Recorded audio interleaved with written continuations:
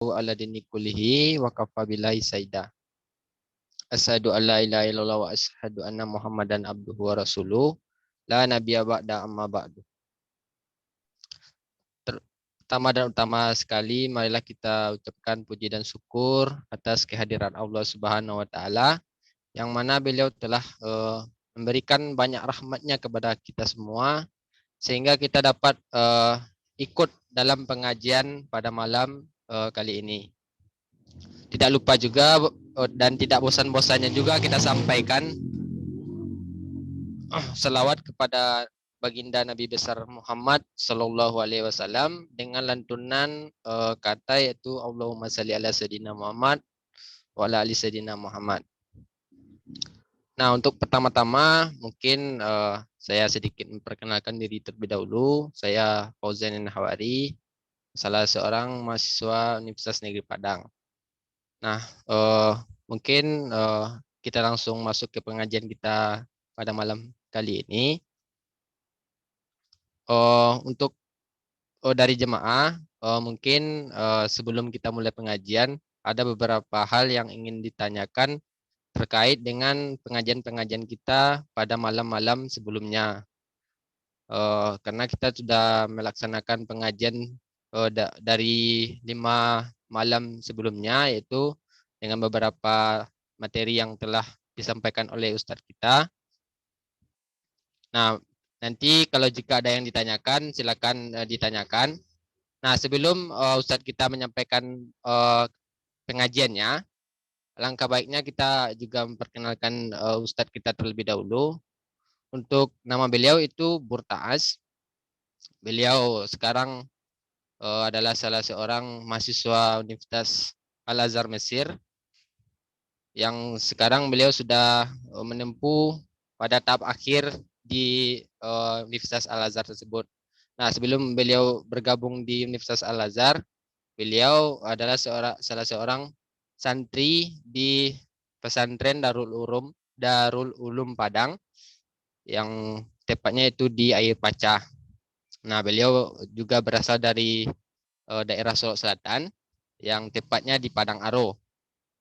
Nah, mungkin kita langsung berikan kesempatan kepada para jemaah yang ingin menanyakan terkait materi kita malam ini dan juga materi yang disampaikan pada tausiah minggu-minggu sebelumnya.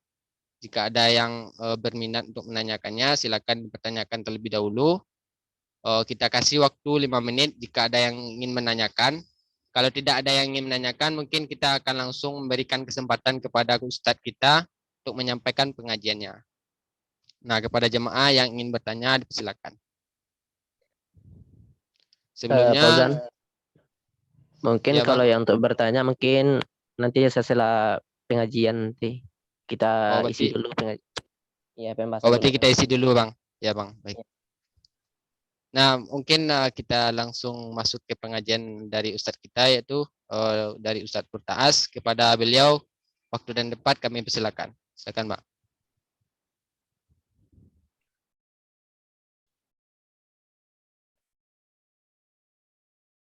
Assalamualaikum warahmatullahi wabarakatuh. Waalaikumsalam warahmatullahi wabarakatuh. A'udzu billahi minasyaitonir rajim. Bismillahirrahmanirrahim. Alhamdulillahi rabbil alamin wassalatu wassalamu ala asyrafil anbiya'i wal mursalin sayyidina Muhammadin wa ala alihi wa sahbihi ajma'in. Allahumma salli ala sayyidina Muhammadin wa ala alihi wa sahbihi wa sallim. نوينا التعلم والتعليم والتذكر والتذكير والنفع والانتفاع والإفادة والاستفادة والحث على التمسك بكتاب الله تعالى وسنة رسول الله صلى الله عليه وسلم والدعاء إلى الهدى والدلالة على الخير ابتغاء وجه الله ومرضاته وقربه وسبحانه وتعالى. اللهم ألهمنا علما نفقه به أوامرك ونواهيك وارزقنا فهما نعرف به كيف نناجيك يا أرحم الراحمين. اللهم ارزقنا فهم النبيين وحفظ المرسلين وإلهام الملائكة المقربين برحمتك يا أرحم الراحمين. اللهم أغننا بالعلم وزينا بالحلم وأكرمنا بالتقوى وجملنا بالعافية يا أرحم الراحمين. اللهم افتح علينا فتوح العارفين. أما بعد. Yang pertama-tama mari kita bersyukur kepada Allah Subhanahu wa taala dengan mengucapkan alhamdulillahirabbil alamin dan berselawat kepada Rasulullah sallallahu alaihi wasallam dengan mengucapkan Allahumma shalli ala sayyidina Muhammad wa ala ali sayyidina Muhammad.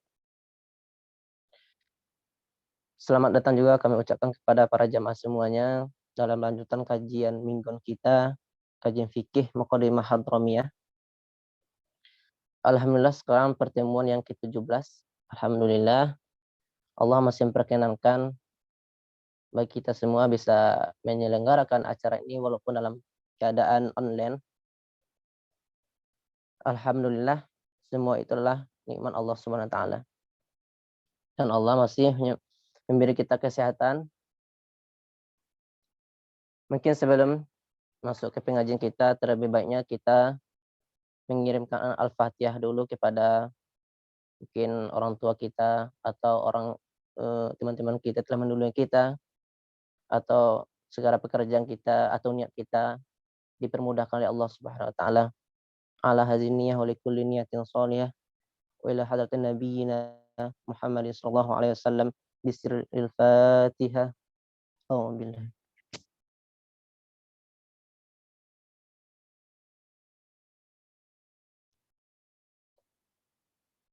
Amin. Mudah-mudahan dengan bacaan Al-Fatihah ini lancarlah pengajian kita dari awal sampai akhir nanti.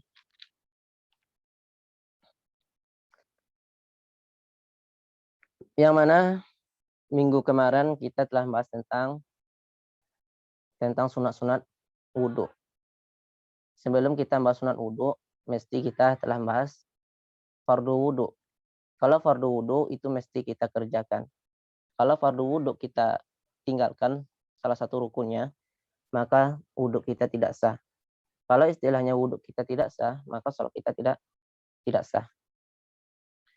Karena itu sekarang kita telah membahas tentang fardu wudhu, sekarang kita membahas yang sunat-sunat dalam wudhu tersebut. Apa-apa saja sunat-sunatnya.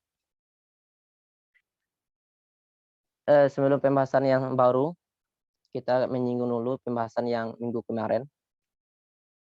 Kita memakai kitab Muqaddimah Hadramiyah, itu pengarangnya ulama dari Yaman.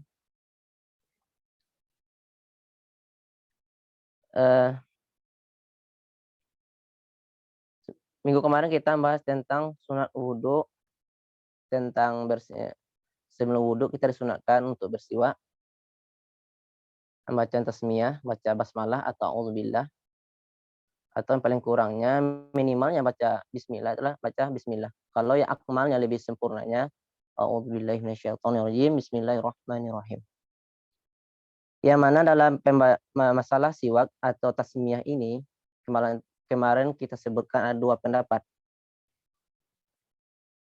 Maksudnya dua pendapat ini bagaimana caranya gitu sebelum kita membasuh wajah. Jadi sebelum basuh wajah itu ada namanya sunat wudhu. Seperti basuh dua telapak tangan, berkumur-kumur, atau memasukkan air ke hidung, itu hukum sunat. Jadi di sini ada dua ulama. Jadi dalam mazhab Imam Syafi'i itu ada ulama besar kita, namanya itu adalah yang pertama ulama Imam Ramli. Kalau menurut Imam Ramli, beliau mengatakan bahwa sebelum kita melaksanakan basuh wajah atau secara sunat wudhu, kalau menurut Imam Ramli adalah pertama kita siwak. Siwak ini adalah yang siwak telah menggosok gigi. Ya. Jadi kalau dalam istilah bahasa Arabnya itu nama siwak. Jadi kalau bahasa kitanya adalah menggosok gigi.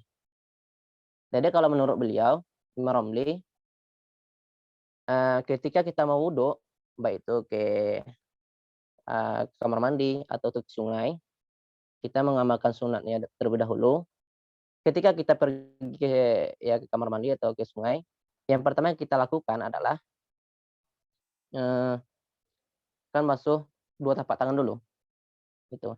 Jadi sebelum membasuh dua telapak tangan, kita juga disunatkan adalah siwak. Siwak itu sebagaimana saya sebutkan tadi adalah menggosok gigi. Nih. Jadi ini pertama menurut pendapat Imam Ramli. Nih. Nanti kedua ada menurut pendapat Ibnu Hajar. Kita sekarang menyebutkan yang pertama adalah menurut pendapat Imam Ramli. Pertama yang kita laksanakan sebelum wudhu adalah gosok gigi. Kita siwak dulu, atau nama bahasa Arabnya siwak, gosok gigi. Gitu.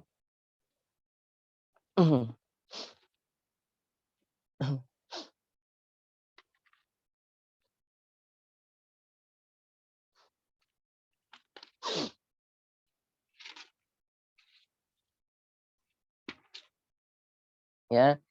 Jadi yang pertama, menurut pendapat Imam Ramli, kita melaksanakan sebelum basuh wajah adalah siwak. Kita siwak dulu, gosok gigi. Yang mana? Siwak itu gosok gigi kan hukumnya sunat. Jadi amalan sunat itu bisa menjadi pahala harus dengan niat. Kalau sesuatu perkara itu tidak ada niat, itu tidak akan menghasilkan pahala, walaupun itu sunat. Misalkan, kan kita gosok gigi kan itu hukum sunat. Jadi hukum biar gosok gigi kita atau siwak kita biar menjadi pahala, itu mesti ada niat. Karena hadis mengatakan innamal a'malu bin niat. Karena perkara itu atau sesuatu mesti kita ada niat. Jadi ketika siwak kita itu adalah niat baca niat nawa itu sunnah siwak.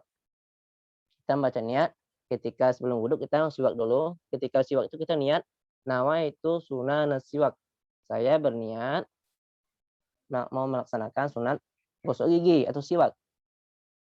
Karena kalau seseorang itu mengerjakan tanpa niat, idza hasala siwak ittifaqan. Idza hasala siwak ittifaqan, apabila seorang itu mengerjakan siwak tanpa ada niat ibadah, tanpa niat dia mengerjakan siwak tersebut, gosok gigi tersebut, maka dia tidak ada dapat pahala. La yusabu alaih.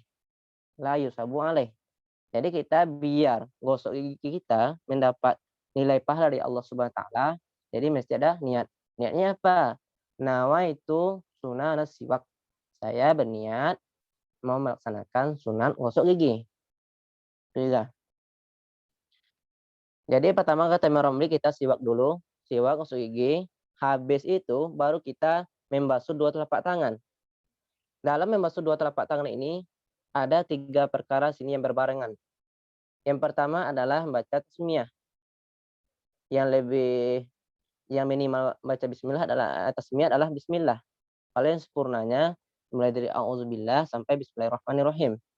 Jika setelah kita baca bismillah atau ta'awuz, baru kita berniat. Ini niat sunat wudhu. Karena kita katakan kemarin, karena sebelum wudhu, karena sunat wudhu seperti gosok gigi, seperti masuk dua telapak tangan, masukkan ke hidung atau ke mulut. Jadi pas kita membasuh dua telapak tangan itu mesti ada niat untuk sunat, gitu. Niat untuk sunat. Niatnya apa? Niatnya nawaitu sunan al fardu. Nawaitu sunan al wudu.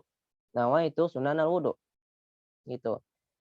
Jadi kalau pertama tadi kalau siwak juga ada niat nawaitu sunan siwak. Sama. Yang kedua kita langsung memasuk dua telapak tangan, yang mana dalam masuk dua telapak tangan ini ada 3 perkara yang berbarengan.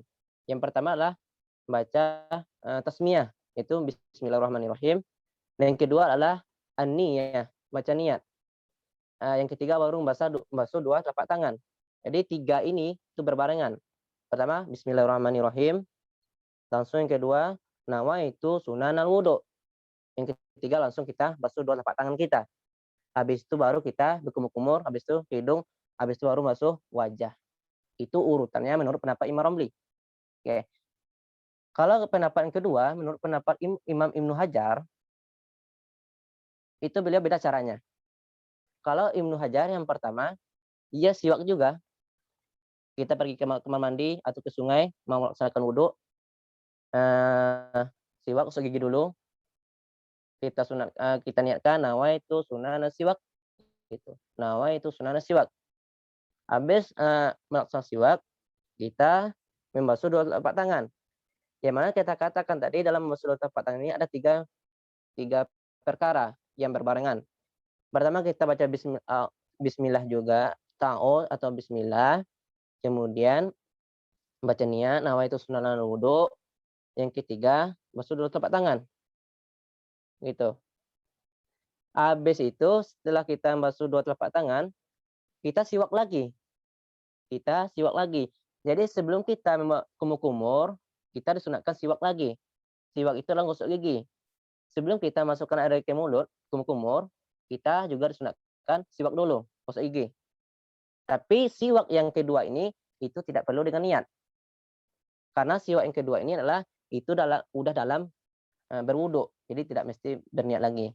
Jadi kita habis siwak, habis itu langsung udah siwak, gosok gigi, habis itu langsung kita kumur-kumur, habis kumur baru masukkan air ke hidung, baru masuk wajah. Itu urutannya.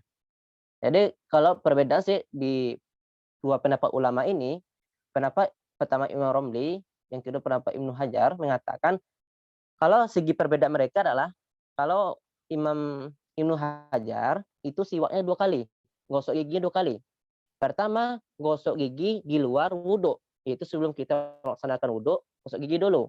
Kemudian setelah kita basuh dua telapak tangan, gosok gigi lagi. Berarti 2 kali kita gosok gigi. Itu menurut pendapat Ibnu Hajar. Kalau menurut pendapat Imam Romli, itu siwak hanya 1 kali. Itu hanya pertama saja. Gosok gigi, habis basuh dua telapak tangan, habis itu kumur-kumur, habis masuk hidung, baru masuk wajah. Nah itu perbedaannya. Tapi kalau jadi gimana yang kita mau amalkan gitu?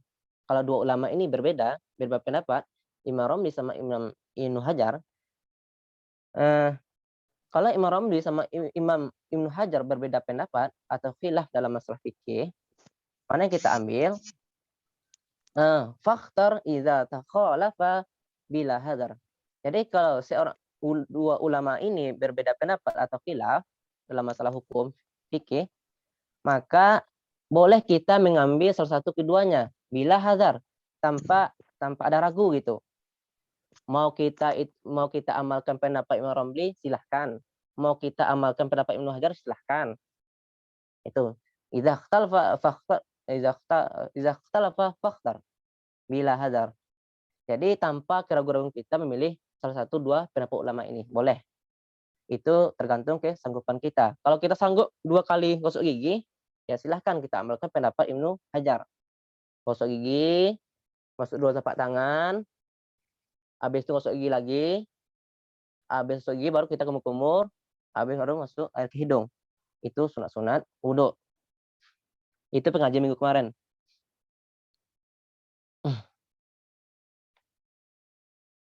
Oke, kita lanjutkan pengajian yang sekarang tentang sunat wudhu juga.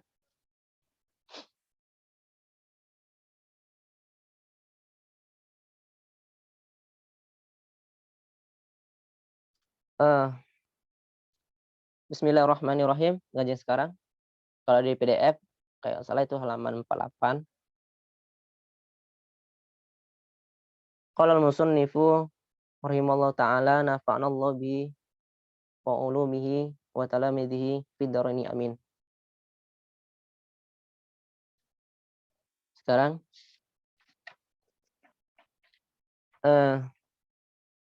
summal matmadatu summal istinsyaku wal afdalu al-jam'u bainahuma bi thalathi gharafatin yatamadmadu min kulli gharafatin thumma yastanshiku bi baqiha wal mubalaghatu fiha li ghairi shaimi wa taslithu kullin minal ghusli wal masi wat takhlili wa ya'khudhu syakku bil yakini wa mashu jami'i ra'si.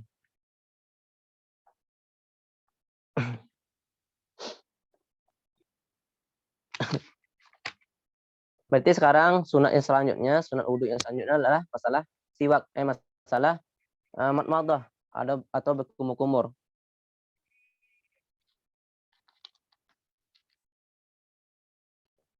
Masalah berkumur-kumur, madmadah. Jadi dalam bahasa Arabnya madmadah, berkumur-kumur. Jadi masalah berkumur-kumur ini yang dikatakan pertama sebelum kita masuk ke pembahasan, yang dikatakan madmadah apa? Definisi berkumur-kumur itu apa gitu. Madmadah adalah idkhalul ma'i ilal fami gitu. Jadi idkhalul ma'i ilal fami yang dikatakan madmadah atau kumur-kumur adalah idkhalul ma'i ilal fami, memasukkan air ke mulut, sawaun majjahu aula, adaruhu aula. Baik sawaun majjahu aula, baik air itu kita keluarkan atau baik air itu kita putar-putar dalam mulut kita atau tidak. Jadi idkhalul ma ilal fam sawaun majjahu aula au adarahu aula. Jadi kita yang katakan madmadah atau kumur-kumur itu adalah kita masukkan air ke mulut kita, baik air itu kita keluarkan atau kita telan. Itu juga sudah dinamakan kumur-kumur. Atau air itu kita putar-putar. Gitu. Itu namanya putar-putar. Ada rodi putar-putar. Atau tidak, tanpa kita putar-putar tersebut. Contohnya kita sedang berwuduk. Wuduk kan, kita kumur, masukkan air ke mulut. Habis itu, tanpa kita keluarkan. Sama kayak minum kan, kumur, masuk air kan, habis itu kita telan. Apakah itu termasuk kumur? Termasuk.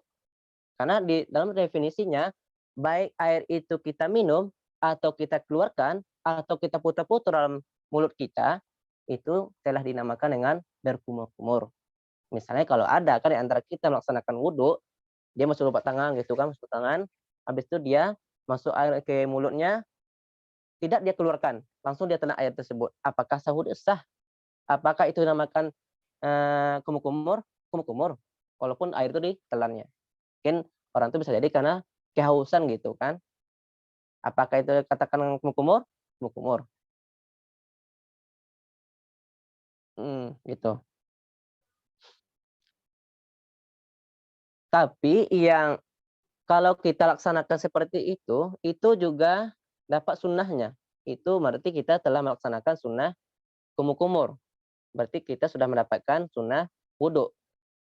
Tapi yang lebih bagusnya, yang mustahabnya adalah kita memasukkan air ke mulut, kita masukkan air ke mulut, kemudian kita putar-putar.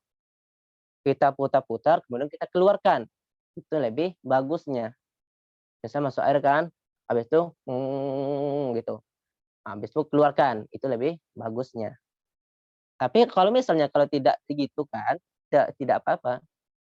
Tidak menghilangkan pahala sunat wudhu kita.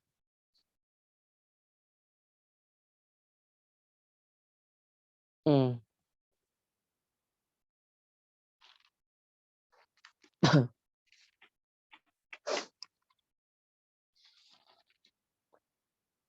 Itu masalah madmadah tadi. Jadi ada di sini pertanyaan. Dalam madmadah sama istinsyak, istinsyak itu namanya masukkan air ke hidung. Ada namanya madmadah, madmadah artinya kumur. Ada namanya istinsyak. Istinsyak itu memasukkan air ke hidung. Jadi pertanyaannya, mana yang lebih dahulu, kumur-kumur atau masukkan air ke hidung? Sekarang, ini kan sama-sama sunat kan? Masuk ke mulut sama hidung sama-sama sunat hukumnya. Sekarang, kalau ada orang melaksanakan, dia sekarang bukan tertib, bukan dia mentertibkan, tapi dia baca acak. Dia masukkan air dulu ke hidung, habis itu ada kumur-kumur. Jadi pertanyaan sekarang, apakah pahala sunat kumur-kumur ini ada? Jadi pertanyaannya kan kalau urutannya kan masuk dua telapak tangan, kumur-kumur, habis itu masukkan ke hidung. Kan itu yang kita pelajari di MDA atau di sekolah. Tapi sekarang kita balikkan. Kita sekarang berwudu, masuk dua tangan, kita nggak kumur-kumur dulu. Akan tetapi kita masukkan ke hidung. Habis itu baru kumur-kumur. Kita balikkan. Kalau kita balikkan, apakah pahala kita basuh masuk air ke mulut, apakah masih ada pahalanya gitu. Kalau ada misalnya yang membuat, itu kan istilah kan amalan sunnah gitu kan. Kalau dia ada seorang mengerjakan seperti itu, apakah masih ada pahala sunat dia kumur? Gitu.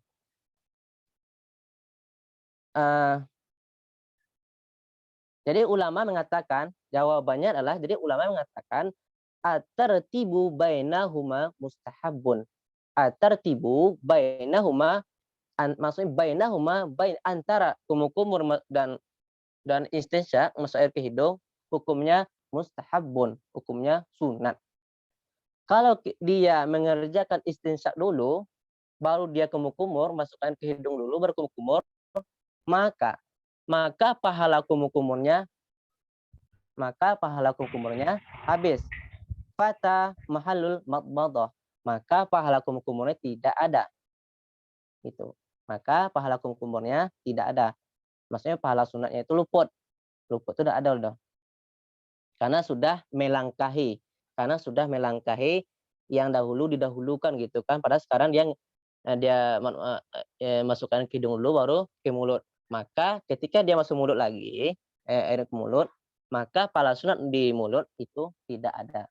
Fata mahalul madmadah. Sama seperti orang yang sholat. Sunat sholat itu yang pertama kita baca doa iftitah. Kan gitu. Sunat sholat itu yang pertama kita baca doa iftitah. Kan Allahu Akbar gitu kan. Terus sholat maghrib misalkan. Habis itu kan kita disunatkan baca doa iftitah. Allahu Akbar kabira walhamdulillah ila akhir gitu kan, sampai akhir. Itu kan biasanya, itu kan tertibnya gitu. Habis takbir, laksanakan sunatnya iftitah, habis baru baca ta'awuz, bismillah, baru Fatihah gitu. Tapi orang ini tidak. Dia habis takbir, langsung dia baca a'udzubillahi minasyaitonirrajim, bismillah, langsung dia baca Al-Fatihah. A'udzubillah itu kan itu sunat. Itu sunat dalam salat. A'udzubillah. Langsung dia baca a'udzubillah. Kemudian dia ingat, tadi Ambo belum membaca doa iftitah. Kemudian dia ulang lagi. Dia sudah baca ta'awuz, kemudian dia ulang lagi. Allah barang kabiro gitu kan. Jadi didahulukan ta'awuznya gitu. Jadi pertanyaannya di sini adalah, apakah ketika dia membaca doa iftitah tersebut, apakah masih ada pahala doa iftitahnya? Tidak. Fata mahalul iftitah, maka luput pahala doa iftitahnya. Karena dia telah tidak tertib gitu. Karena dia tidak tertib. Padahal kan habis takbir, dia baca doa iftitah, habis iftitah baca ta'awuz, bismillah, habis baru baca Al-Fatihah. Kan itu tertibnya. Tapi sekarang enggak, dia takbir, baca ta'awuz, a'udzubillah, habis itu dia langsung baca doa iftitah, habis itu dia baca bismillah. Maka doa iftitah yang dikerjakan waktu itu, maka tidak ada pahala sunatnya. Begitu juga dengan kita berwudu tadi, dengan madmadah dengan istinsyak. Itu masalah madmadah.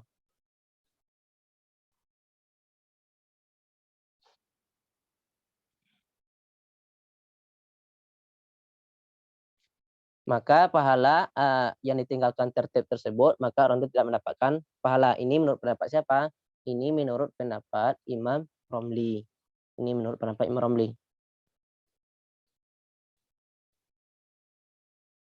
Oke? Ada yang menanyakan sedikit ini? Sekarang kita baca sedikit. Habis itu kalau ada yang menanyakan silahkan langsung tanya. Kalau saya lanjutkan. Yang baru saya sampaikan masalah madmadah atau istinsyak, ada yang ingin ditanyakan?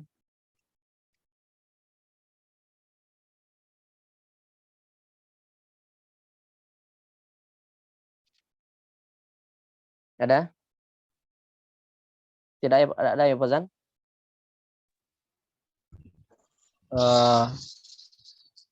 Kita beri kesempatan untuk bertanya dulu, Pak Ustaz. Iya, kita kasih yang pembahasan barusan. Ada yang tidak paham atau terlalu cepat? Baik, untuk jemaah pengajian kali ini, mungkin dari yang telah kita dengar dan telah disampaikan juga oleh Ustadz kita, apakah ada yang ingin ditanyakan atau kurang paham terhadap penjelasan yang telah dijelaskan oleh Pak Ustadz kita, boleh ditanyakan. Baik itu melalui kolom chat dan juga langsung menanyakannya secara langsung.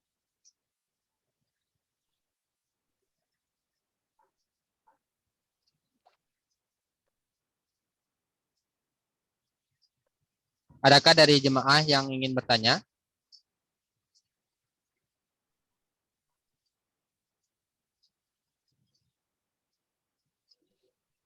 Atau kita lanjutkan dulu?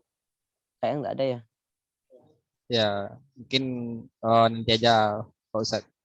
Oke, Kalau saya bertanya boleh Pak Ustadz? boleh, boleh, boleh. Oh gini Pak Ustadz. Kalau seandainya kan kita lagi puasa, Pak Ustadz. Hmm. Puasa kan. Hmm. Nah, kita harus lakukan, misalnya kita mau mendapatkan juga pahala yang berkumur-kumur. Nah, itu ada juga, tapi nggak pasti sih Pak Ustadz. Saya masih ragu itu kita pada saat puasa itu kita juga lakukan kumur-kumur. Itu kan kumur-kumur itu hanya sunnah Pak Ustadz. Ya, Nah, nanti takutnya kan saat berkumur-kumur hilaf gitu Pak Ustadz. Nah, mungkin bisa dijawab Pak Ustadz. oke. Sebenarnya Apakah kita juga lakukan itu? pertanyaan moderator itu akan dijawab langsung di habis ini pembahasan. Ada langsung Ada. pembahasan. Oh, ada Pak Ustadz. Iya. Oh, baik Pak Ustadz. Berarti insya Allah kita ntar jawab karena habis ini pembahasan langsung itu. Oke, kita lanjutkan. Kalau ada yang bertanya mungkin disimpan dulu atau ditulis atau dikirim ke moderator. Sekarang tadi kita telah membahas tentang masalah madmadah, kumur atau istinsyak, masukkan air ke hidung. Sekarang kita sudah tahu bagaimana caranya mendapatkan pahala sunatnya, gitu kan, antara yang dua tersebut. Sekarang kaifiyahnya. Sekarang kaifiyah, bagaimana cara yang lebih afdalnya, cara yang lebih sempurna kita melaksanakan istinsyak atau madmadah tersebut. Tadi itu kita kan membahas tentang masalah apakah sunat atau tidaknya gitu. Sekarang kita sudah tahu, berarti ini sunat. Kalau kita tinggalkan berarti luput pahala sunatnya gitu. Sekarang kaifiyahnya, caranya gitu. Caranya adalah wal afdalu al jam'u bainahuma bi salati gharafatin. Itu. Yatamadmadu min kulli gharafatin thumma yastanshiku bi baqiha. Oke. Jadi kalau terjemahnya adalah cara yang lebih baik, wal afdalu itu lebih baik artinya. Cara yang lebih baik itu adalah dia kumpulkan keduanya, kumur-kumur sama istinsyak. Kita kasih istilah ya. Kalau saya menyebutkan madmadah berarti itu kumur-kumur. Kalau istinsyak berarti itu masukkan air ke hidung. Cara yang lebih afdal wal afdalu al jam'u lebih baik. Yang cara yang lebih baik itu adalah dia kumpulkan keduanya, yaitu keduanya kumur-kumur sama istinsyak dengan 3 cidu air atau genggaman. Bisalasi ghorfatin dengan 3 cidu air atau genggam. Kemudian yatamadmadu yaitu berkumur-kumur dari setiap khurafah itu adalah genggaman tadi. Kemudian summa yastanshiku bibaqiha. Kemudian dia istinsyak dengan yang lebihnya. Itu terjemahan kitabnya. Kalau maksudnya adalah jadi masalah kaifiyah, caranya antara yang dua ini madmadah atau istinsyak wal afdalu yang lebih bagusnya itu adalah ada dua cara. Ada dua cara. Yang pertama caranya itu al-jam'u dikumpulkan. Yang kedua al-faslu dipisahkan. Maksudnya gimana? Nah, maksudnya kalau yang al-jam'u kita bahas satu-satu ya. Jadi tadi masalah madmadah atau istinsyak itu ada dua kaifiyah, ada dua cara. Cara yang pertama dengan al-jam'u mengumpulkan antara madmadah istinsyak. Cara yang kedua dipisahkan. Maksudnya dipisahkan adalah kumur-kumur saya dulu, habis baru istinsyak. Gitu. Ada dua cara kaifiyah. Yang pertama kita bahas adalah masalah al-jam'u. Kita kumpulkan dulu. Kita kumpulkan. Kalau di kitab sebutkan adalah bisalah sati ghorofatin. Jadi di surah al-jam'u, di penjelasan al-jam'u dikumpulkan ada dua cara lagi, ada dua metode lagi. Jadi dalam kita mengumpulkan al-jam'u ada dua metode lagi. Metode yang pertama adalah bisalah sati ghorofatin. Bisalah sati ghorofatin yang ada di kitab. Itu lebih afdal. Maksud bisalah sati ghorofah itu adalah, yang ghorofah itu adalah ciduk. Ciduk itu maksudnya genggam ya. Maksudnya kita ambil air, nih, satu. Ini namanya ghorofah nih. Ini namanya ghorofah. Satu. Kalau bahasa kita ciduk. Ambil air, satu ini. Kemudian kita gabungkan kumur, gitu kan. Langsung masukkan air ke hidung. Langsung kumur tanpa membuang air tersebut. Berarti satu, ya. Ikan gini kan. Jadi yang lebih afdal itu adalah bisalah satu ghorfatin. Ini acara al-jam'u, cara mengumpulkan. Maksud dikumpulkan adalah antara kumur-kumur sama istinsyak kita jadikan di suatu air gepok nih, air seciduk, segenggam. Kemudian kita kumur, buang. Habis itu kita hirup, masukkan ke hidung, udah, buang, gitu kan. Itu masuk digabungkan. Dalam satu ciduk bisa basuh mulut sama hidung. Itu masuk digabungkan. Jadi berarti kita lakukan 3 kali. Buang, itu pertama, ambil lagi. Itu hidung oke. Itu cara itu kedua kali. Soal ketiga begitu juga. Kita ambil gini, kumur, itu. Habis itu masukkan ke hidung, udah habis. Itu dengan 3 ghorafat. Ghorafat itulah 3 nih, 3 ceduk, 3 genggam tangan kita. Itu. Cara yang kedua, al-jam'u juga itu bi gharafatin wahidah, dengan satu ghorafat. Maksud satu ghorafat itulah mungkin ini tangan orang yang besar. Jadi untuk satu dia ceduk air gitu kan, dia ambil air gitu. Kemudian dia lakukan mulut 3 kali, hidung 3 kali, gini kan. 1, 2, 3, habis itu hidung. Ini air nggak dibuang ya, air masih ada. Habis itu hidung lagi 3 kali dihirup. Ini. Jadi satu ghorafat. Itu ghorafat namanya, atau satu ciduk gitu. Kalau yang al-jam'u yang pertama itu dengan 3 ghorafat.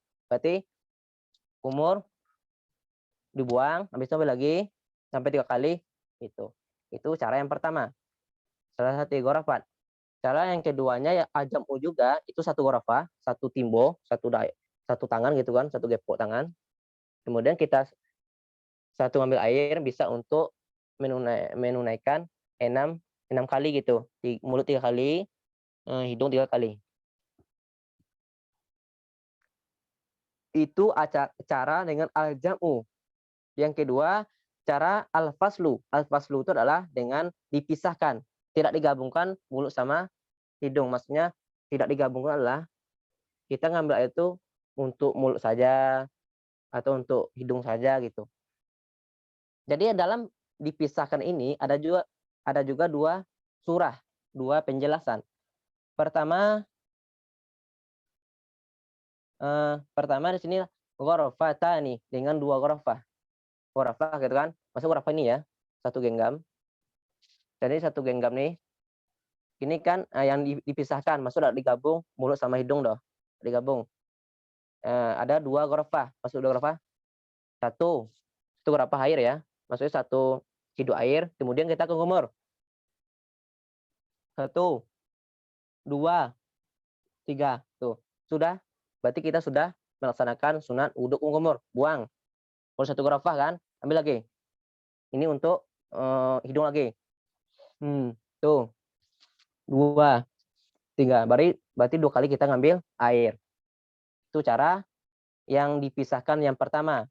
Cara yang dipisahkan yang kedua adalah situ ghurafatin. Nah, inilah yang sering kita amalkan. Maksud yang sering kita amalkan adalah kita biasakan ambil air kan 1, 2, 3. Hidung 1, 2, 3. Kan kita ngambil airnya 6 kali. 6 ciduk gitu. Itu maksudnya ghurafah. Itu. Jadi yang sering kita amalkan itu adalah level yang terakhir. Adalah biasa kita ambil wudhu itu kan kumur. Wah gitu kan. Kumur. Jadi kalau hidung itu ya, masukan. Lah.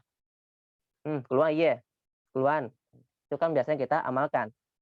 Gitu. Berarti itu level yang situ ghurafatin, yang 6 ghurafah itu paham ya? Yang ghurafah adalah 6 ciduk. Ini ciduk ya. Ciduk itu apa ya? Genggam lah bahasa kita ya. Atau 6 tangan gitu. 6. Ini ciduk loh. Kita ini misal sumur ya. 1. Ini satu ghurafah nih. 1 genggam. Dibuang. 2 ghurafah. 3 ghurafah, 4 ghurafah sampai 6 ghurafah. Itu yang sering kita amalkan, berarti itu level yang paling akhir di segi sunatnya. Jadi yang lebih afdal dari jam'u kan ada 2 penjelasan. Al-faslu cara memisahkan ya ada 2 penjelasan, berarti ada 4. Ada 4 level. Jadi yang di antara 4 level ini yang lebih afdal, yang lebih bagus itu adalah kita gabungkan. Jadi maksudnya 3 kali dayung, 3 kali genggam, 1 basuh mulut, masuk ke hidung, ke mulut gitu kan. Wah gitu kan. Habis itu langsung hidung. Wah. Nah, baru satu rapat namanya. Tuh, buang. Habis sambil lagi ya iya. Wah. 2 hidung. Kedua. Habis lagi. Hidung. Lah, sampai 3. Itu cara yang lebih afdolnya, yang lebih bagusnya. Jadi yang sering kita amalkan itu adalah yang 6 situ ghurafatin. 6 kali. Jadi 1, 2, 3 itu yang sering kita amalkan. Jadi kalau pendapat, kalau secara al-jam'u, secara kita gabungkan mulut sama hidung itu menurut pendapat Imam An-Nawawi. Menurut pendapat Imam An-Nawawi. Kalau secara terpisah, kita basuh mulut saya dulu, habis itu hidung, itu menurut pendapat Imam Rafi'i. Imam Rafi'i.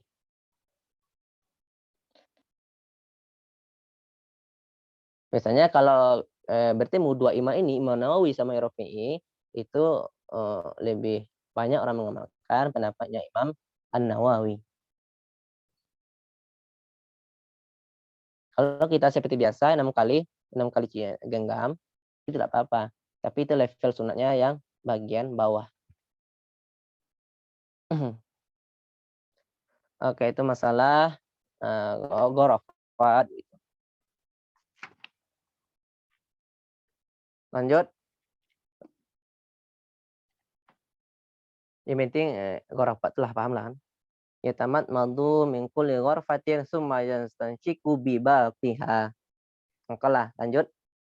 Wal mubalaghatu fihi ma li ghairi shaim. Kalau pertanyaan moderator tadi. Mbak kalau orang puasa tuh gitu kan.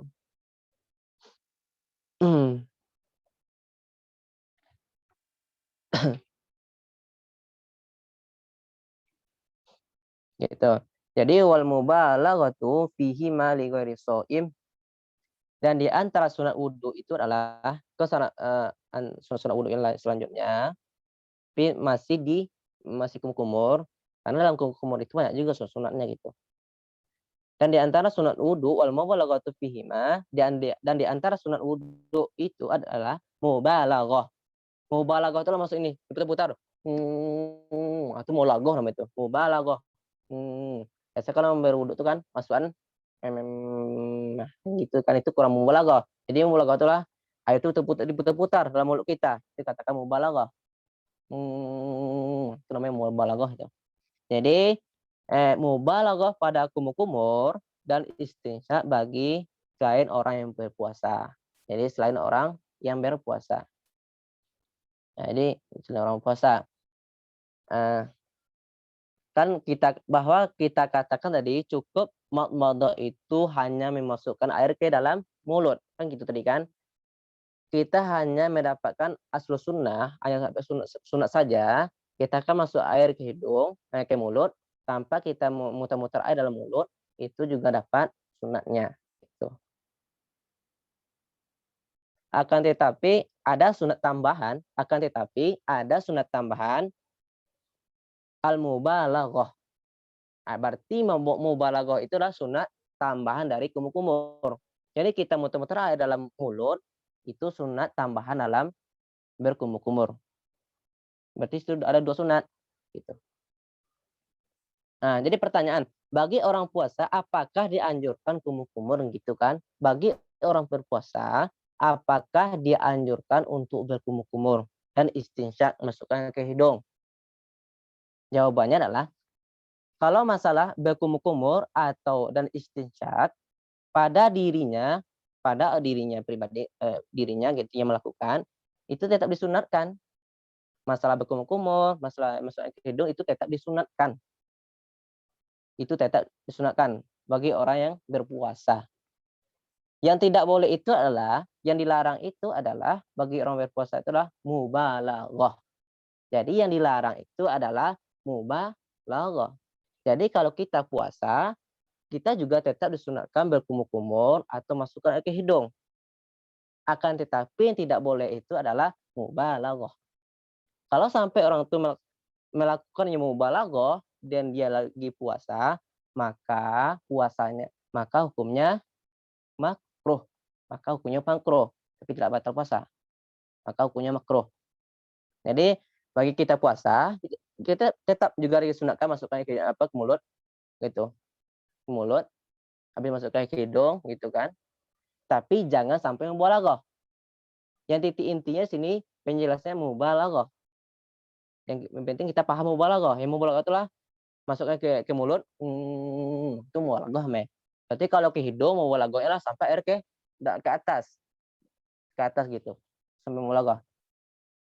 Kalau ketika kita mubalaghah, sekarang kita puasa gitu kan, kita berkumur-kumur, kita mubalaghah nih, kita putar-putar dalam mulut kita, kemudian air tersebut keminum sama kita kan, keminum, ceki apakah itu batal puasanya? Itu sebenarnya kan dia tidak sengaja gitu kan itu tidak sengaja. Ini yang sekarang kumur, ini lagi puasa kumur, kemudian putar-putar ya kan, ngomong gitu kan, ceki masuk ke mulutnya. Apakah puasanya batal? Batal, walaupun itu tidak disengaja. Karena mubalaghah itu bagi orang puasa hukumnya makruh. Kenapa dia melaksanakannya makruh? Nah itu. Katanya kan kami kan meminum itu kan tidak sengaja loh, Ma. Kan ayah tercaki itu kan, ayo tidak tahu kami do gitu. Apakah puasa kami batal? Batal lah. Karena hukum yang awalnya yang antum kerjakan itu hukum makruh gitu. Kalau yang makruh antum lakukan kemudian antum tetelan airnya, maka puasa antum batal. Gitu. Kalau kita misalkan kita kumur-kumur yang melaksanakan sunat biasa kumur-kumur tanpa mubalaghah, kemudian air tetelan gitu kan, maka itu tetelan tanpa maksudnya kita sadari, maksudnya tanpa disengaja, maka puasanya tidak batal. Tuh. Tapi kalau mubalaghah tetelan air, walaupun itu disengaja atau tidaknya, maka puasanya batal. Oke, itu yang masalah orang puasa. Karena yang mubalaghah dalam hukum dalam puasa itu hukumnya makruh.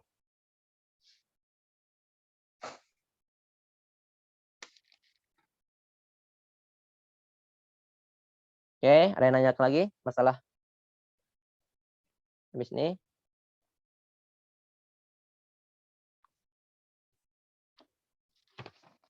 Saya mau ditanyakan?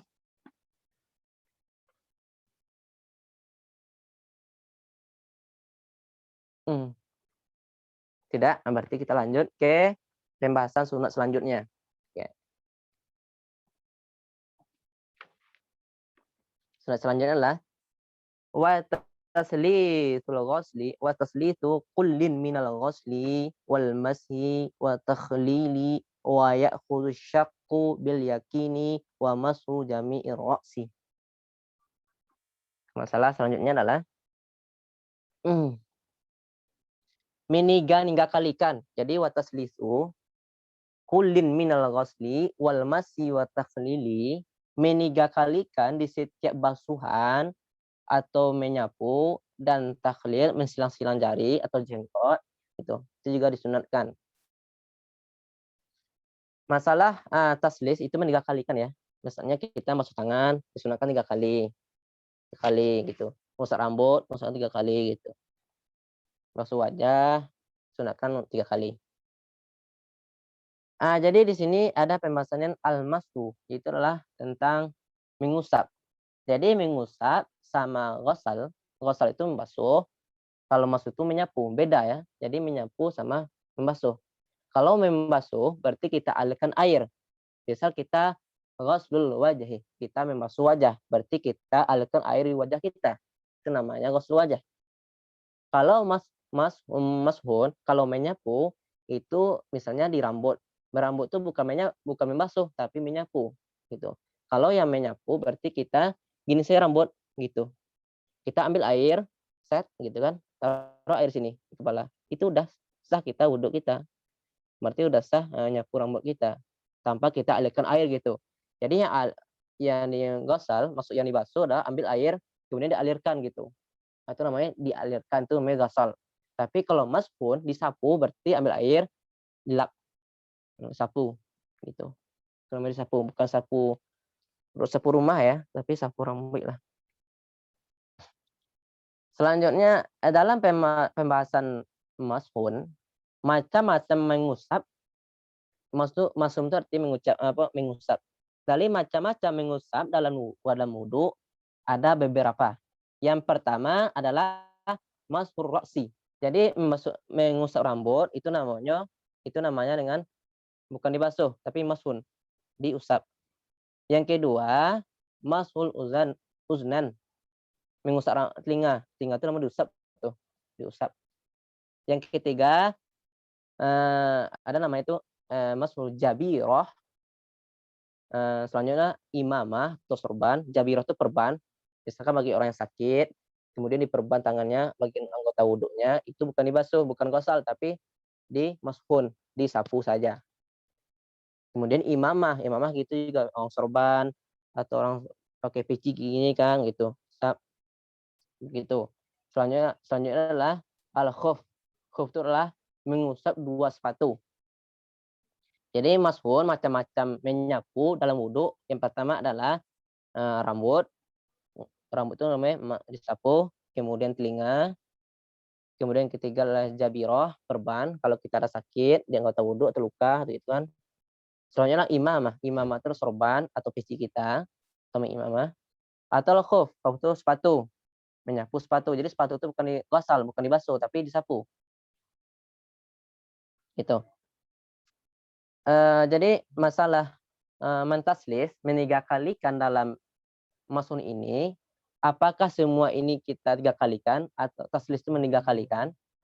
Masalah. Jadi dalam ada raksi, ada telinga, ada jabirah, ada imamah, ada khuf, yang mana saja yang 3 kalikan gitu. Yang mana saja 3 kalikan.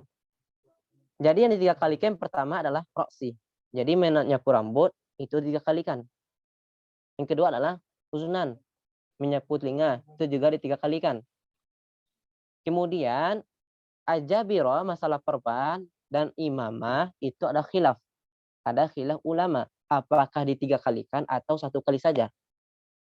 Kalau menurut pendapat Imam Romli bahwa juga disunatkan meniga kalikan. Berarti kalau ada luka perban diusap 3 kali. 1, 2, 3 gitu. Imamah juga gitu. Itu menurut pendapat Imam Romli. Kalau menurut Imam Ibnu Hajar itu hanya 1 kali. Kalau ada kita jabirah, perban atau imamah hanya tidak disunatkan mentaslis, tidak disunatkan meninggalkan. Selanjutnya adalah al-khuf. Al-khuf itu adalah menyapu sepatu. Ada bagi orang musafir gitu kan, dia sholat enggak buka-buka sepatu gitu. Dia wudhu tanpa buka sepatu, boleh gitu. Apakah juga disunatkan dia itu mentaslis? Apakah juga disunatkan dia mentinggalkan? Oh, tidak. Jadi sepakat Imam Ramli atau Imam Ibnu Hajar dalam permasalahan masul khuffi menyapu dua sepatu itu tidak disunatkan meninggalkan, malah meninggalkan. Hanya satu kali saja. Nah, mungkin kita bahas satu-satu tadi kan. Dalam menyapu rambut, berarti ya sudah tahu kan menyapu rambut sini seperti yang sebelum kita jelaskan 3 kali. Kalau yang pertama itu wajib. Berarti 2, 3 itu sunat. Uznan, telinga 3 kali juga. Tuh. Masalah di Jabirah kan. Jadi masalah di perban. Kalau misalnya tangan kita luka, anggota wudhu, berarti anggota wudhu misal tangan gitu kan, berarti dari ujung jari sampai ke siku, ini kan anggota wudhu yang wajib dibasuh. Sekarang ya nauzubillah lah gitu kan, ada kecelakaan akhirnya tangan kita ada luka gitu. Luka akhirnya diperban karena kata dokter nggak boleh kena air itu kan, air. Apakah kita wajib sholat? Tetap wajib sholat. Berarti sebelum sholat kita mesti berwudhu. Kita perban yang anggota wudhu ini. Misal sekarang yang luka dari sini pergelangan sampai ke siku, berarti diperban. Terus balik kan gitu. Kemudian ketika berwudhu kita, jadi dalam masalah perban ini nanti habis ini ada pasal khusus sih, pasal tentang masalah tayamum, gimana caranya wudhu orang perban gitu. Jadi mungkin untuk sekilas saja kita sampaikan. Jadi kalau orang berperban, yang mana perban itu di anggota wudhunya, itu ada 3 cara dia berwudhu. Misalkan tangan saya luka dari pergelangan sampai ke siku. Itu kan anggota wajib basuh. Sekarang perban gitu kan. Kemudian kita mau sholat kita mesti berwudhu.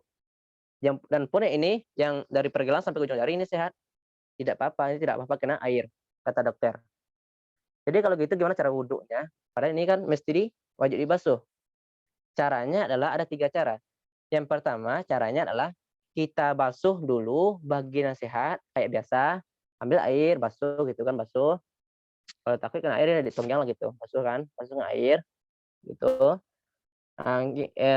Itu yang pertama. Yang kedua kita usap, ambil air. Ini surahnya penjelasan di sini. Kita ambil air kemudian diusap, usap gitu, diusap.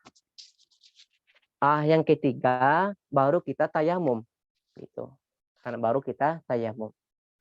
Kenapa kita tayamum gitu kan? Apa tujuan tayamum di situ adalah menggantikan anggota yang luka tadi. Itu alasannya ada sih. Kalau yang masalah perban, kenapa kita usap? Karena perban tersebut kan kita waktu perban tangan itu kan di perban itu lengket bukan di bagian luka saja, tapi ada mengambil bagian yang sehat sedikit untuk mengikat bagian yang luka tersebut. Jadi yang luka itu digantikan dengan tayamum. Anggota tayamum adalah dengan dua telapak tangan dan wajah. Nah itu masalah perban sih. Imamah juga gitu. Jadi kalau masalah masul imamah mengusap sorban, pertama yang kita lakukan itu adalah mestinya wajib dulu imamah atau peci ya. Jadi ambil air gitu kan, itu mengusap mama.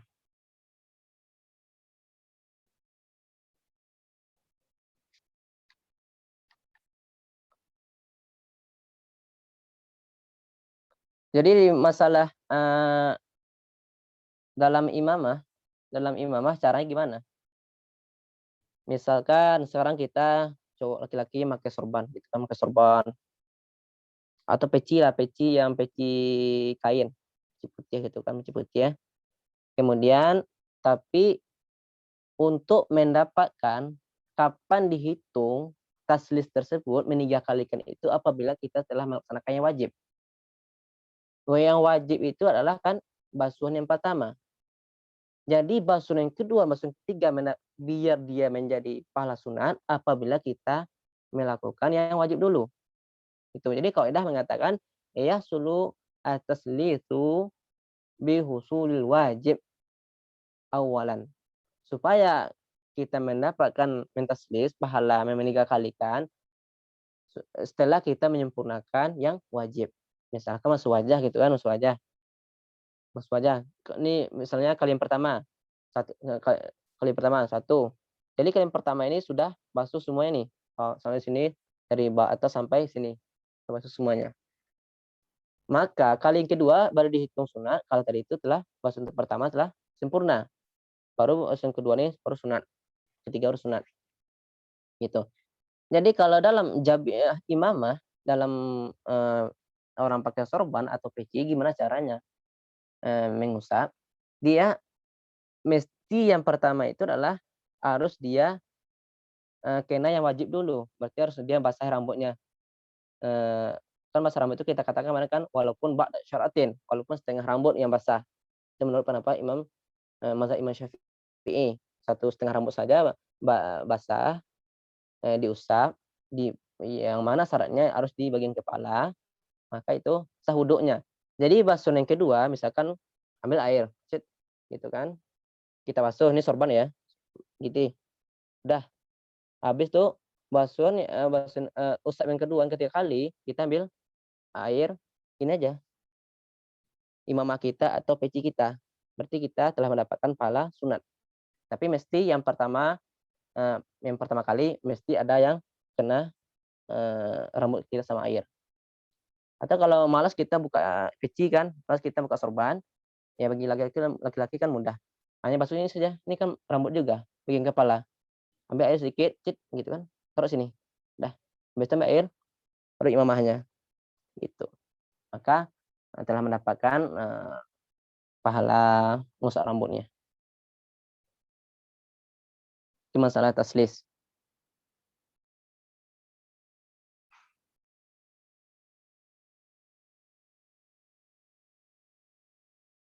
Oke, ada yang ragu masalah taslis ini, meniga kalikan? Mungkin kalau pengen nanya silahkan.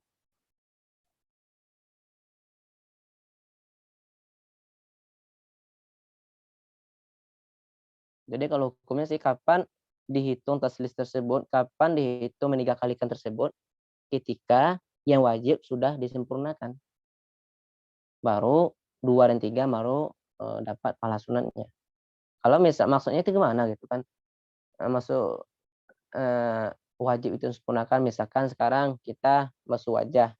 Tapi basuh wajah kita basuh yang pertama kita tidak semuanya, tapi dibagi-bagi. Misalkan basuh yang pertama bagian sini dulu, satu sini. Betul. Basuh yang kedua, 2. Basuh yang ketiga, 3 tengah. Kan 3 kali juga tuh. Bukan gitu. Jadi basuh yang pertama tuh harus semuanya. 1, basuh semuanya. Maka baru mendapatkan ada pahala 2 dan 3-nya pahala sunatnya.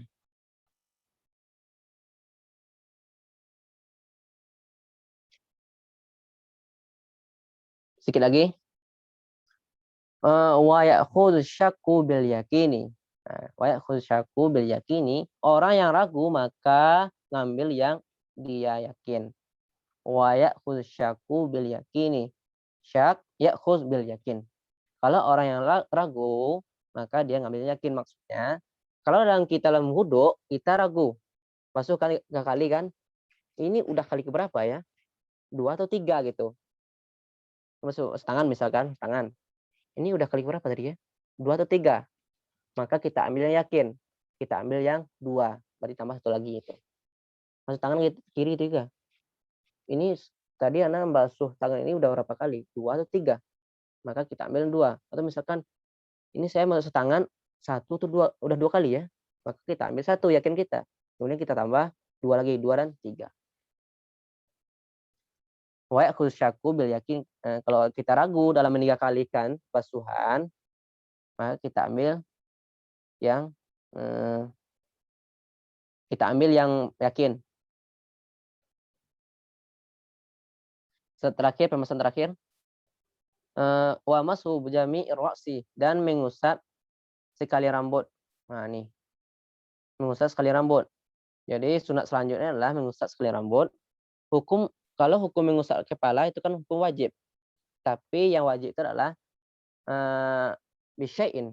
Bisyai'in itu maknanya walau ba'da syaratin. Walaupun sebagai rambut kita kan panjang nih. Sekarang kita ambil yang di tengah-tengah satu helai rambut, kemudian kita ambil air, kita basuh. Mana satu helai ini? Itu kan, ambil satu helai saja. Ini menurut pendapat mazhab Imam Syafi'i ya, mazhab kita. Nah, maka wudhu kita sah, usap rambut kita sah gitu.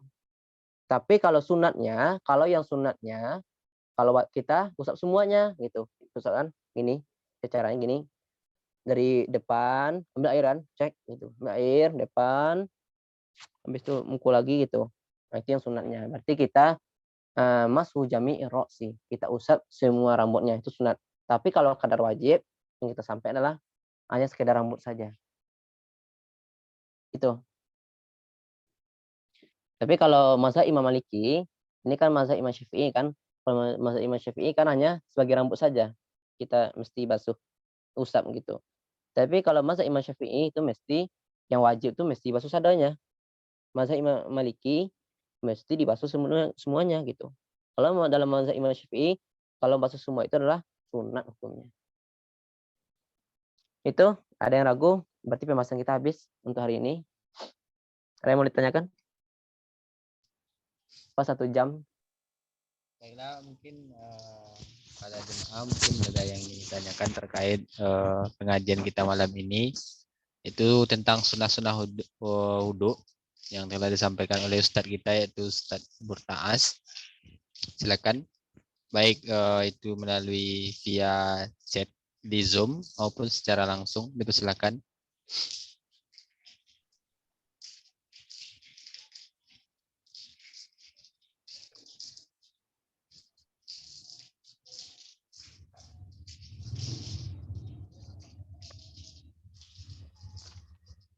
Baik, ada yang ingin ditanyakan jemaah?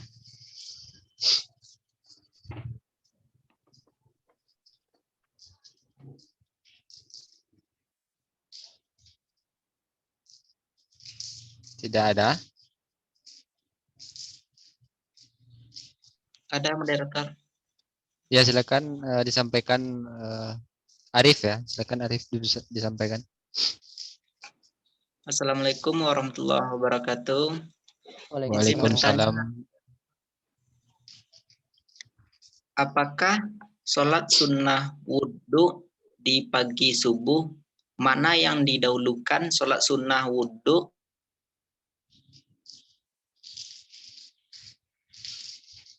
Apa?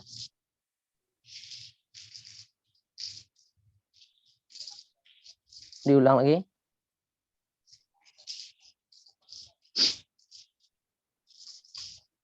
ini tentang apa, Ustaz? Mana yang didahulukan sholat sunnah wudhu pagi di waktu subuh dari sholat sunnah fajar, mana yang lebih dahulukan, Ustaz? Atau apakah bisa disamakan? Jadi nantinya, oke, langsung jawab saya ya. Ya, silakan. Jadi dalam masalah sholat sunat, ini ya udah di luar pembahasan ya. Jadi Ya, masalah sholat sunat, itu nantinya ada sholat sunat tersebut kita laksanakan sholat itu, maka bisa mewakili sholat yang lain. Misalkan kita melaksanakan sholat tahiyatul masjid. Misalkan sebelum masuk masjid kan, kita sekarang melaksanakan sholat zuhur. Sebelum sholat zuhur kita melaksanakan sholat rawatib. Qabla rawatib. Ketika kita melaksanakan sholat rawatib, maka sholat tahiyatul masjid, sholat sunat wudhu itu sudah terwakili gitu. Ada sebagian sholat sunat begitu. Nah, gitu. Tapi kalau misalkan tergantung tempat ya, kalau di masalah fajar, kalau misalnya kita salat di tadi masalahnya antara sunat fajar, maksudnya salat sebelum subuh ya, salat sunat sebelum subuh, ya salat apa itu rawatib lah, rawatib sebelum subuh. Mana yang dahulukan antara salat rawatib qabla subuh sama dengan salat wudhu gitu. Kalau misalnya kalau kita laksanakan di masjid, maka ya salat sunat wudhu itu akan terwakili.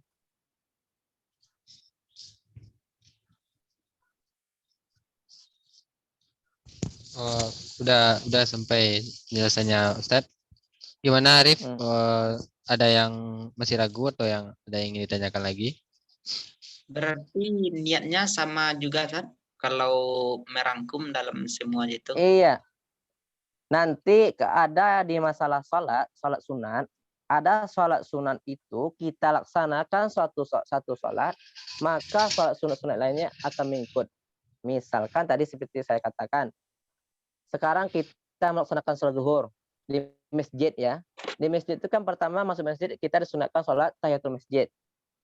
Pada sebelum masuk masjid kita kan ambil wudhu. Kan setelah ambil wudhu kita kan disunatkan untuk sholat sunat wudhu.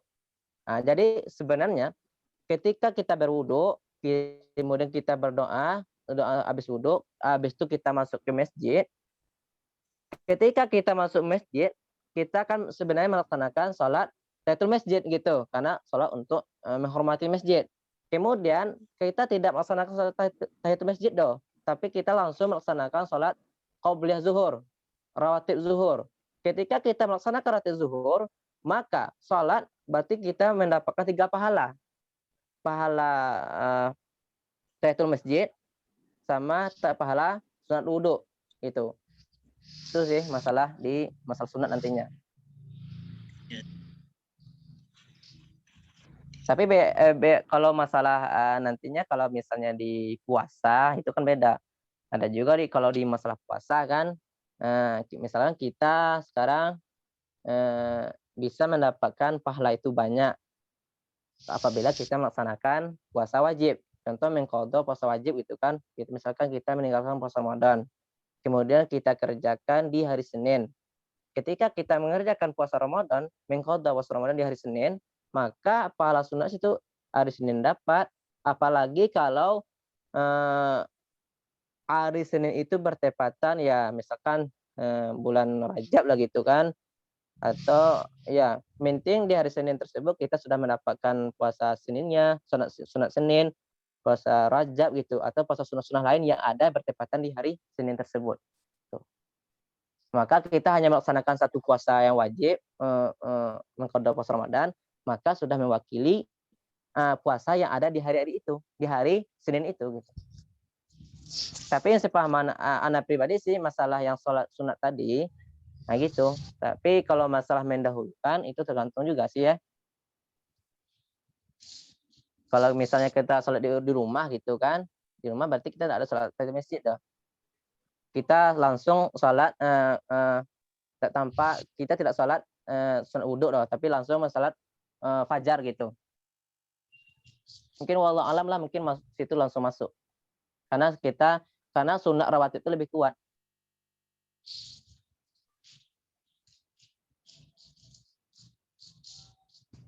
Dah, mungkin itu penjelasan dari Ustadz kita Arif. Mungkin masih ada yang ragu atau yang ingin ditanyakan Arif?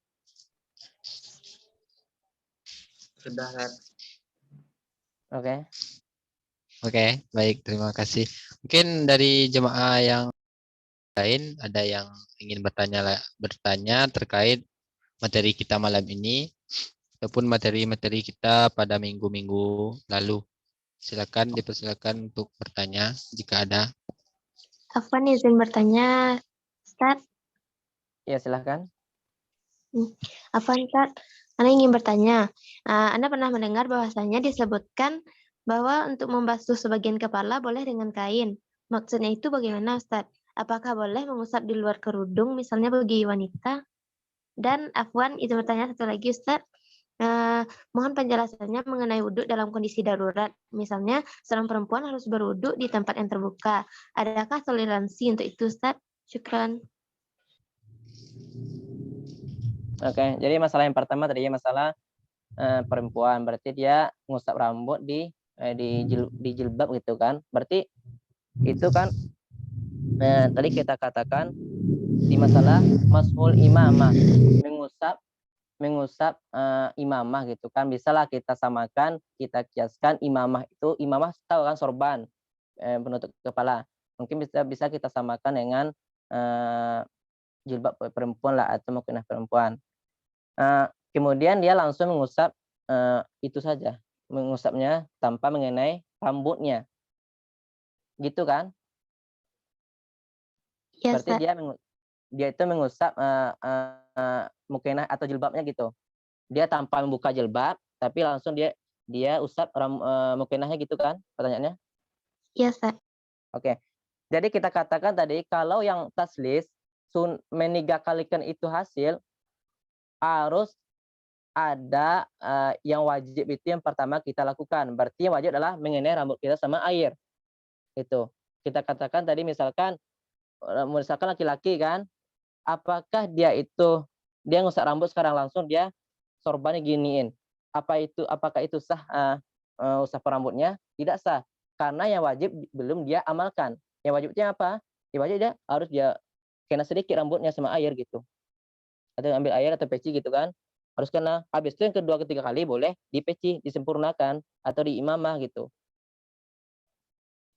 Berarti kalau perempuan kalau di jilbab itu apakah bisa dikatakan menyapu rambut gitu kan? Iya, Ustaz. Gitu. Ya kalau sepahaman anak pribadi sih wallahu alam lah ya. Kalau itu belum dikatakan tidak sah gitu.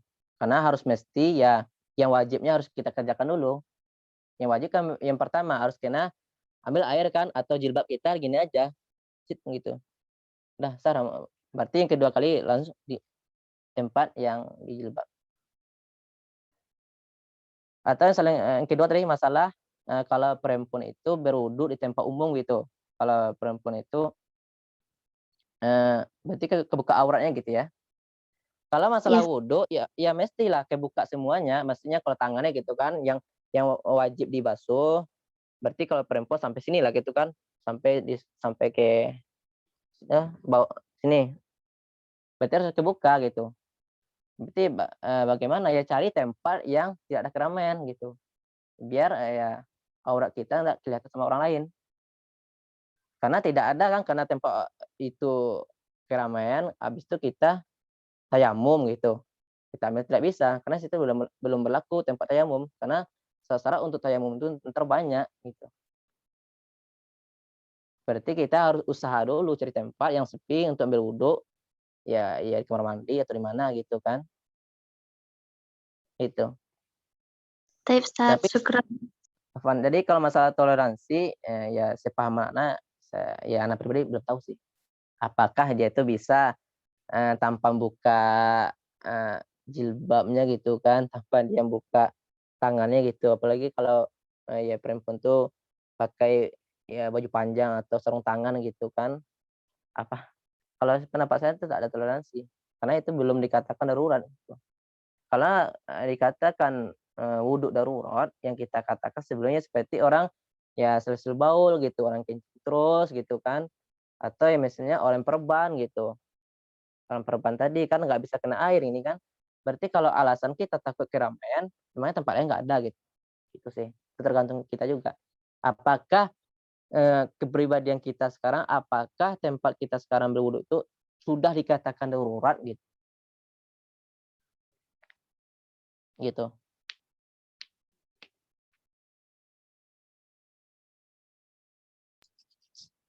Nah, berarti sampai ya Ustaz.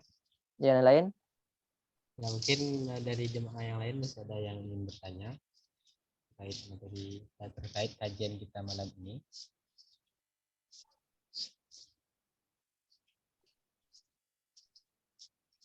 Jika tidak ada, mungkin saya yang bertanya, Ustaz. Silakan. terkait mengusap kepala tadi Ustaz. Jadi kan boleh yang wajibnya kita laksanakan dulu, dan yang 2 dan 3-nya itu kan sunnah untuk menyempurnakannya, Ustaz. Nah, kalau seandainya orangnya botak, Ustaz, ini memang harus diusap juga kepalanya atau gimana? Oh ya, ini yang di pertemuan yang ke-14 ya. Pertemuan yang sebelumnya nih masalah rukun wudhu. Jadi kita katakan jadi dalam mengusap rambut itu ada dua bentuk. Yang pertama ada orang tersebut ada rambutnya kayak kita gini kan ada rambut. Yang kedua ada yang botak, ya botak licin gitu kan. Ya. Kalau botak licin, dia tetap juga misalnya botak nih kan, botak nih, istilah ini kepala sekarang, maksudnya nih kayak gini kepala saya ya, rambut. Tapi dia tetap juga ambil air, usap juga, gitu. Dia tetap ngusap. Jadi dia tetap ngusap. Iya, gitu. Jadi maksudnya itu bukan khusus bagi orang yang berambut gitu kan. Kayak mau deh orang yang botak licin gitu. Berarti dia tidak ngusap rambut karena rambut tidak ada gitu kan. Karena yang dan pun di kitab kan hanya masubak di roksi, hanya disebut itu masalah kepala gitu, bukan masalah rambut, bukan sya'run. Kalau rambut itu artinya bahasanya sya'run gitu kan. Hanya kalau di kitab-kitab fikih sebutnya lah roksi, hanya kepala gitu. Kepala ini ada 2 bagian, apa kepala itu berambut atau tidak gitu. Kalau berambut berarti kita usap, kalau tidak berarti kita usap juga kulit kepala kita.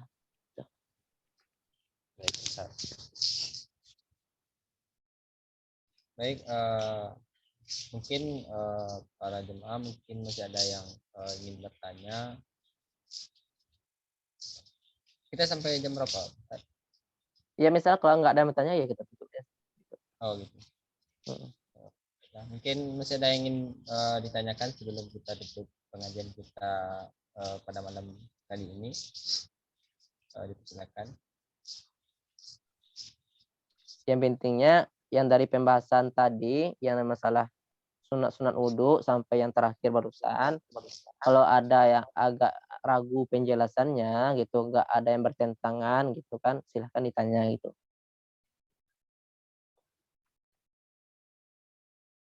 Karena mungkin ada kurang cocok yang pemahaman kita sebelumnya dapat ilmu fikih gitu kan, mungkin silahkan ditanyakan. Karena dalam fikih, dalam ilmu fikih atau ibadah itu banyak para ulama kita beda-beda pendapat.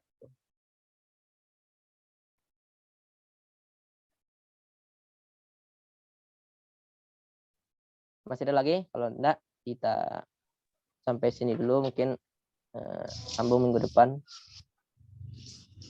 Kayaknya emang nggak ada lagi, Ustaz. Oke. Jadi kita langsung tutup aja, betul? Biar ya siapa dulu ya, Fauzan dulu untuk habis suara Bang. Baiklah. Kata Bang dulu lah. Biar Bang dulu nutup ya, habis itu Fauzan. Ya mungkin pengajian kita sampai sini dulu. Kalau ada kata-kata yang tidak ada tempatnya, kalian tersinggung atau pembahasannya agak melenceng, agak kurang dipahami gitu kan, atau ya bedalah pemahaman kita sebelumnya dengan yang sampaikan sekarang itu, mungkin silahkan ditanya gitu kan. Ya saya ya belum juga dikatakan bisa sih, tapi hanya untuk belajar gitu. Kita sama belajar. Kalau ada yang saya salah ya tolong dikasih tahu gitu kan. Itu ya untuk kali ini. Aqulu qouli hadza wastaghfirullahal azim li wa lakum wa lisa'il muslimin innahu wal ghafurur rahim. Subhanakallah wa bihamdika asyhadu an la ilaha illa anta astaghfiruka wa atubu ilaik. Ya silakan tutup Fauzan. Baiklah, sampai di sinilah pengajian kita pada malam hari ini bersama Ustaz kita yaitu Ustaz Burhas. Semoga apa yang kita dapatkan atau tips yang disampaikan oleh beliau dapat menjadi kita amalkan dan menjadi pahala bagi kita yang melaksanakan dan bagi beliau yang menyampaikan. langsung Amin saja ya Rabb. mungkin langsung saja saya sebagai moderator mohon maaf juga jika ada salah dan janggalnya. Kalau ada kata-kata yang salah mungkin saya juga mohon maaf karena saya juga manusia bersifat salah, dan beliau juga mungkin mohon maaf jika ada kata-kata beliau yang salah. Nah, langsung saja saya tutup mengucapkan alhamdulillahirobbilalamin. Pengajian kita pada malam hari ini kita tutup dengan mengucapkan assalamualaikum warahmatullahi wabarakatuh. Waalaikumsalam warahmatullahi wabarakatuh.